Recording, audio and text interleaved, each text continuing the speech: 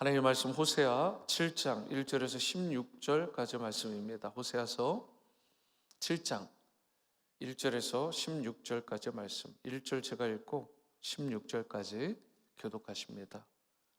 호세아 7장 1절에서 16절.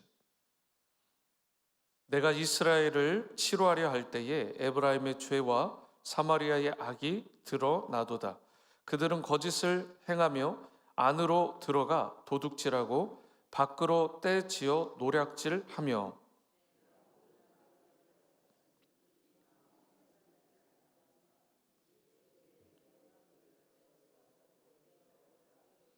그들이 그 악으로 왕을 그 거짓말로 지도자들을 기쁘게 하도다.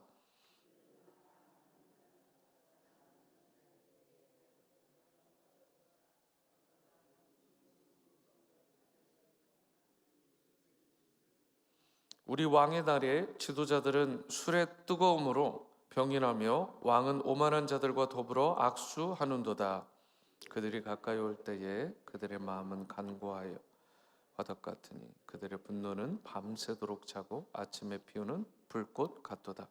그들이 다 화덕같이 뜨거워져서 그 재판장들을 삼키며 그들의 왕들을 다 엎드러지게 하며 그들 중에는 내게 부르짖는 자가 하나도 없도다.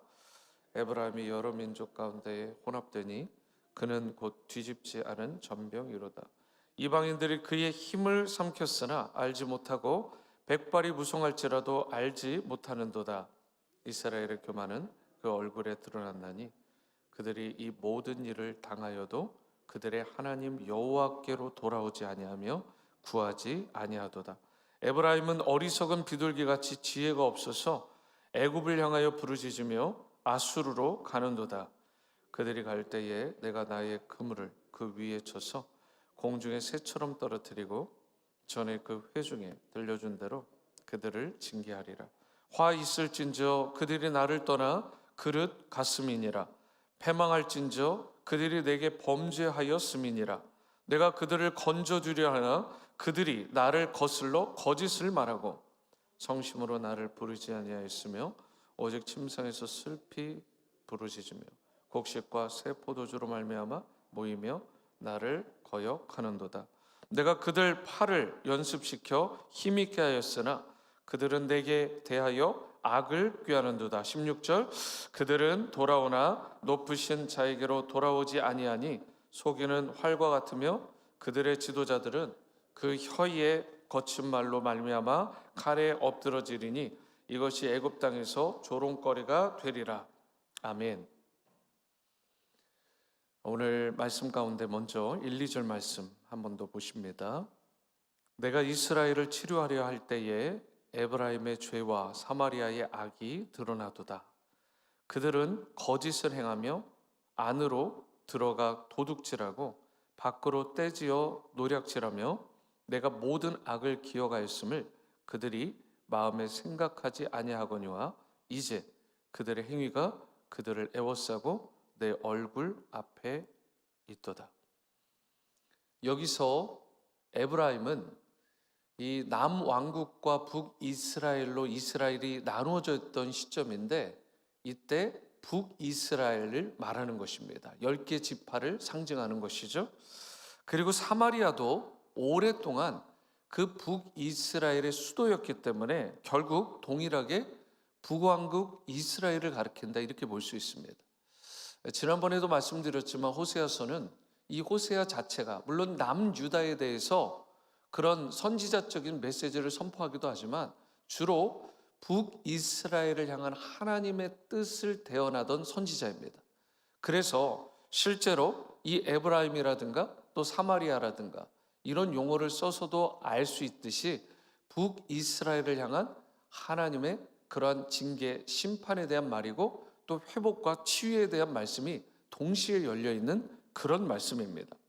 그런데 1절을 다시 보시면 하나님께서 이스라엘을 치료하실 때마다 어땠다고 그래요? 에브라임의 죄가 드러나고요, 사마리아의 악이 드러났다 이렇게 말씀하고 있습니다.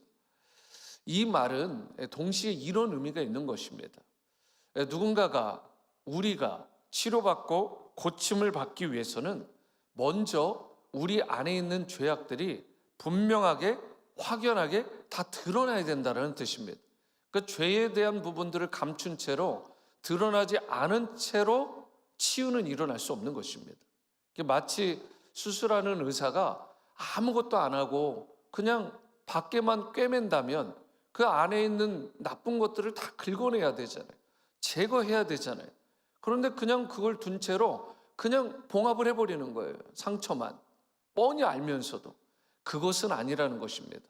우리 가운데 있는 것도 마찬가지입니다. 우리 심령 가운데 있는 그런 악한 것들이 다 밝히 드러나고 드러남으로 제거될 때 온전한 치유와 회복이 일어날 수 있다. 이런 말씀을 하고 있는 것입니다.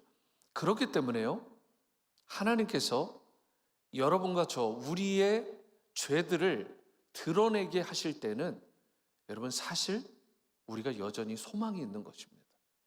나를 미워하셔서 이렇게 하시나? 아닙니다. 사랑하기 때문에 주님께서 우리를 수술해 주시는 거죠.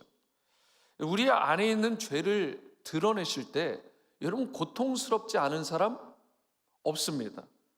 아프고 피곤할 수 있죠. 그런데 여러분 아프다고 해서 고통스럽다고 해서 그것을 피한다던가 변명하면서 회피한다면 안 되는 것입니다. 아무리 힘들어도 하나님 앞에서 나를 온전히 드러내야 됩니다. 나 자신을 밝히 내가 볼 수 있어야 돼요. 아무리 고통스러워도 코람데오 하나님 앞에서 자신의 본 모습을 제대로 깨달을 수 있어야 돼요. 나의 영적 상태를 깨닫게 되는 것이 성령의 역사입니다. 하나님의 은혜예요. 성령께서 역사하시지 않으면 내가 나를 제대로 보지 못합니다.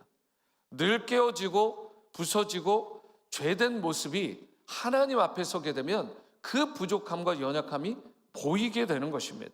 그래서 우리는 하나님께서 보게 하실 때 그 하나님 앞에서 정직하고 그리고 우리가 근면하게 성실하게 그 부분에 대면하며 그것을 솔직하게 인정할 수 있어야 되는 것입니다. 그러면서 이어지는 10절과 11절을 보시면 이스라엘의 교만은 그 얼굴에 드러났나니 그들이 이 모든 일을 당하여도 그들의 하나님 여호와께로 돌아오지 아니하며 구하지 아니하도다. 에브라임은 어리석은 비둘기같이 지혜가 없어서 애굽을 향하여 부르짖으며 아수르로 가는도다. 여러분 이게 쉽게 그냥 넘어갈 수도 있는 말씀인데 그러면 안 됩니다. 굉장히 중요한 말씀입니다. 이스라엘의 가장 큰 죄악 가운데 잘못된 부분들 가운데 하나가 뭐냐면 그들이요 하나님께 달려가서 피하고 그분께 도움을 청해야 되는데 정작 곤란한 일, 어려움이 생겼을 때 그들의 심령이 강팍하고 교만하고 거기다 어리석기까지 해서 그저 세상적으로 강해 보이는 애굽의 손을 내밀고 나중에는 자신을 파멸시킬지도 모르고 그냥 아수르의 손을 내미는 그런 안타까운 그러한 상황을 보이게 됩니다. 여러분 이렇게 고집스럽게 끝까지 하나님을 의지하지 않고 신뢰하지 않고 자신의 계획을 의지해서 자신의 뜻 가운데 자꾸만 빗나간다면 하말티아, 이 빗나간다라는 게 죄잖아요. 이 하말티아라는 단어 자꾸만 빗나간다면 결국 멸망당할 수밖에 없는 것입니다. 하나님은요 이스라엘이 범죄했는데도 불구하고 계속해서 건져주시고 구원해 주시고 그들을 살려주시려고 세워주시려고 부단히 애를 쓰시는 거예요. 너무나 처절할 만큼 애를 쓰셨어요. 그런데요 이스라엘은 어땠어요? 그 마음을 오히려 완고하고 강팍하게 함으로 그들의 마음을 우상을 향했고요 하나님을 철저히 배반을 했습니다. 이것이 성경의 진단인 거예요. 그래서 13절 14절에 이렇게 말씀하는 것입니다. 화 있을진저 그들이 나를 떠나 그릇 같음이니라. 패망할진저 그들이 내게 범죄하였음이니라. 내가 그들을 건져주려 하나 그들이 나를 거슬러 거짓을 말하고 성심으로 나를 부르지 아니하였으며 오직 침상에서 슬피 부르짖으며 곡식과 새 포도주로 말미암아 모이며 나를 거역하는도다. 여러분, 이스라엘이요 분명히 하나님을 부르긴 불렀습니다. 성경을 다시 보시면 분명히 하나님을 불렀어요. 그런데 성경의 진단이 뭐예요? 무엇이 문제인 거예요? 14절을 다시 보시면 성심으로, 전심으로 하나님을 부르지 않았다는 것입니다. 그래서 이 부분을 메시지 성경으로 보니까 뭐라고 번역을 했냐면 내게 마음을 쏟아 기도하지도 부르짖지도 않았다, 이렇게 지적하고 있습니다. 오늘 새벽 기도에 나오신 것은 여러분 축복입니다. 하여튼 제가 보니까 한결같아야 돼요. 뭐 끈기가 있어야 돼요.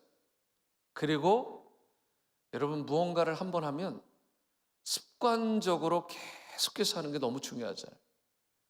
그러니까 어제도 보니까 탁구 치시는 분들, 저녁에 배드민턴 치시는 분들, 정말 장관이에요, 장관. 체육관이 꽉 차가지고 뭐 라인 댄스도 하시고 여러 가지 뭐 밑에 가니까 뭐 제가 가보지는 않았지만 지나가는 분 가운데 인사하니까 장기도 두시고 바둑도 두시고 교회가 뭐 일주일 내내 북적북적합니다. 근데 여러분 하여튼 꾸준한 게 중요한 거예요. 운동도 꾸준해야 되고 걷기도 꾸준해야 되고 그런 분들 못 당합니다. 제가 지난번 걷기 대회 때 무슨 일이 있었냐면 제가 최근에 좀 부끄럽지만 몇 년 동안 10,000보를 걸어본 적이 없어요. 죄송해요. 10,000보를 걸어본 적이 없어요.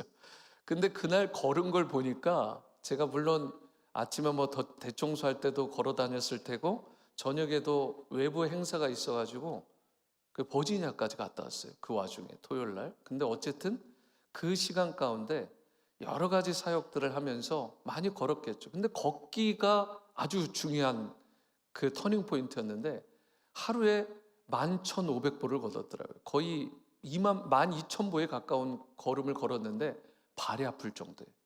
근데 평상시에 걷던 분들이 계시거든요. 연세가 있으셔도요. 제가 쉽게 얘기하면 날아다니시더라고요. 날아다니시고. 얼마나 경쾌하고 발걸음이 가벼운지. 여러분 새벽기에 나오는 것은 다시 강조드리지만 축복임을 믿으시기 바랍니다. 여러분 이렇게 꾸준히 하나님 앞에 나와서 온라인으로 형편이 안 돼서 이렇게 예배에 참석하시는 분들도 이게 은혜고 축복이에요.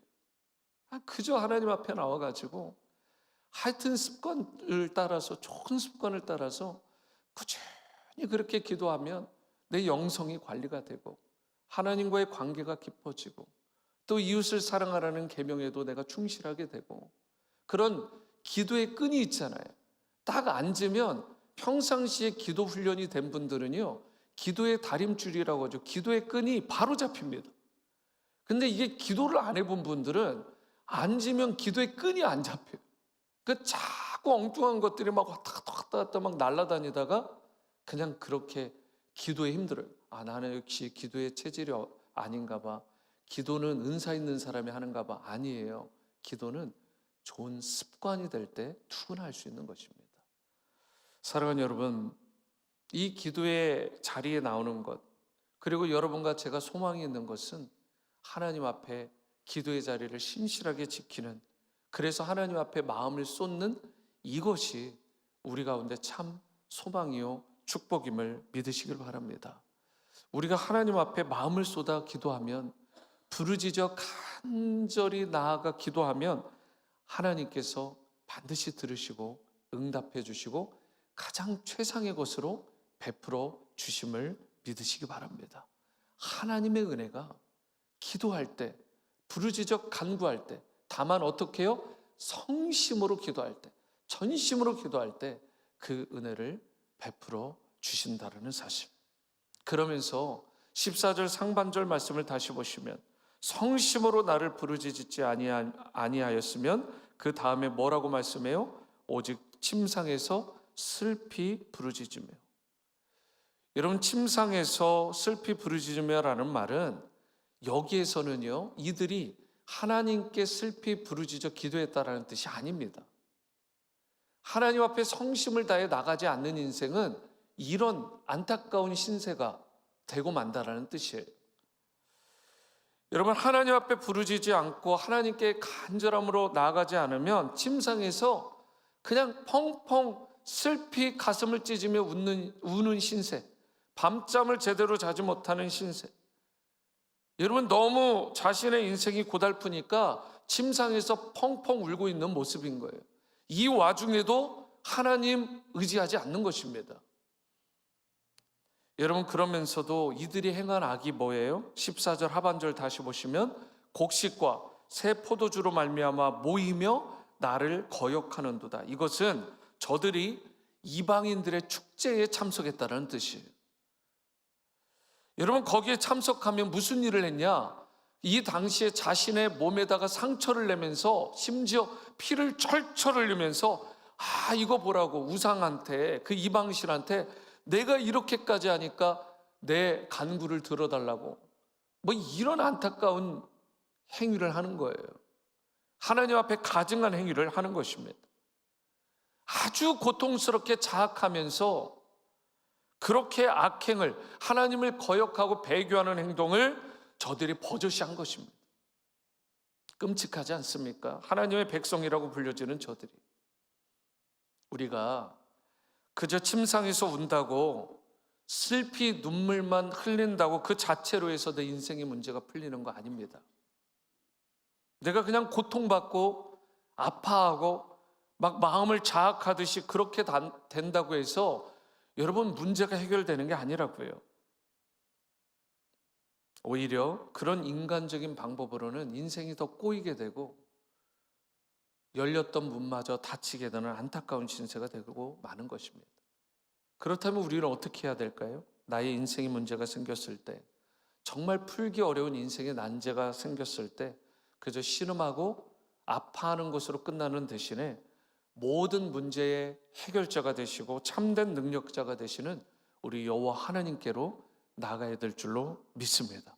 그리고 간절히, 정말 간절히 그분께 부르짖어 기도해야 되는 것입니다. 슬피 울기만 해서 안 되고요, 가슴을 찢되 하나님을 의지하고 철저히 신뢰함으로 그분께 부르짖어 기도, 간구해야 되는 것입니다. 반신반의하시면 안 됩니다. 여러분, 될 대로 되라는 식으로 기도하면 안 됩니다. 하나님 앞에 나아갈 때는 정말 전심을 다해서 그분을 철저히 의지하고 믿고 신뢰함으로 우리가 부르짖어 기도해야 되는 거예요. 그러할 때 하늘이 열리고 기적의 역사가 일어나는 것입니다. 마지막으로 16절 말씀을 보십니다. 그들은 돌아오나 높으신 자에게로 돌아오지 아니하니. 그분이 누구예요? 하나님. 하나님께 돌아오지 아니하니 속이는 활과 같으며 그들의 지도자들은 그 혀의 거친 말로 말미암아 칼에 엎드러지리니 이것이 애굽 땅에서 조롱거리가 되리라. 애굽은 세상의 대명사죠. 세상에서 조롱거리가 될 것이다. 여러분, 여기서 높으신 자가 바로 지극히 높으신 하나님을 말씀한다고 했는데, 여러분과 제가 진정으로 돌이켜야 될, 돌이키며 회심하고 나아가야 될 분이 있는데 그분이 누구라고요? 하나님이시라고. 여러분과 제가 진정으로 돌이켜야 될 그 하나님은 어떤 분이세요? 천지 만물을 창조하시고 주관하시고 다스리시고 우리의 인생들을 인도하실, 그래서 우리 모든 인생의 생, 사, 화, 복, 우리를 부하게도 하시고 가난하게도 하시며 살게도 하시고 죽게도 하시고 세우기도 하시고 무너뜨리기도 하실 수 있는 바로 그분, 그 하나님께로 정직하게 전심을 다해서 열정으로 여러분과 제가 나아가야 되는 것입니다. 만약에 그렇지 않으면 어떻게 된다고요? 16절 하반절 다시 보시면 애굽 땅, 곧 이 세상에서 조롱거리가 되고 만다라는 것입니다. 하나님께 부르짖어 기도하면 세상의 조롱거리가 되지 않아요. 세상에서 하나님께서 지극히 낮은 자도 그 인생도 높여주시는 것입니다. 하지만 하나님께 무릎 꿇지 않으면 세상에서 어떻게 해요? 조롱거리가 되고 마는 것입니다. 그러므로 이제 우리를 창조하신 지극히 높으신 그 여호와 하나님께로 가까이 나가는 여러분과 제가 될 수 있게 되기를 바랍니다. 그분께 여러분의 인생을 맡기시고요, 오직 하나님 한 분만 의지하고 철저히 신뢰할 수 있게 되기를 바랍니다. 그리하여 받아주시고 다시금 세워주시고 놀랍게 회복과 치유와 은총을 베풀어 주시는 그 참 좋으신, 그 크신 하나님의 은혜와 사랑을 일평생 풍성히 누리며 살아가시는 여러분 다 되시기를 존귀하신 주님의 이름으로 축원합니다. 기도하십니다. 사랑과 은혜 주님,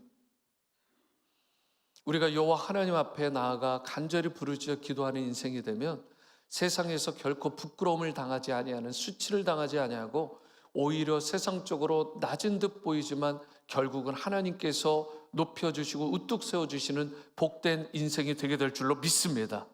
하나님, 세상이 조롱거리가 되지 아니하도록 날마다 주님 앞에 무릎 꿇는 우리의 심령이 되게 도와주셔서 우리도 복되게 하시고 우리의 자녀들도 복되게 하시며, 무엇보다 또한 주님의 몸된 우리 워싱턴 지구촌 교회 그리고 성도님들의 가정마다 놀라운 그런 세움의 축복이 일어나게 도와주옵소서. 하나님의 나라와 영광을 위하여 우리가 기쁨으로 달려가는 그런 신실한 하나님의 백성들로 살아갈 수 있기를 원하올 때 존귀하신 예수님의 이름으로 기도합니다. 아멘. 하늘에 계신 우리 아버지여, 이름이 거룩히 여김을 받으시오며 나라가 임하시오며 뜻이 하늘에서 이루어진 것 같이 땅에서도 이루어지이다. 오늘 우리에게 일용할 양식을 주시옵고 우리가 우리에게 죄 지은 자를 사하여 준 것 같이 우리 죄를 사하여 주시옵고 우리를 시험에 들게 하지 마시옵고 다만 악에서 구하시옵소서. 나라와 권세의 영광이 아버지께 영원히 있사옵나이다. 아멘. 아멘. 계속해서 개인의 기도의 자리로 나아가십니다.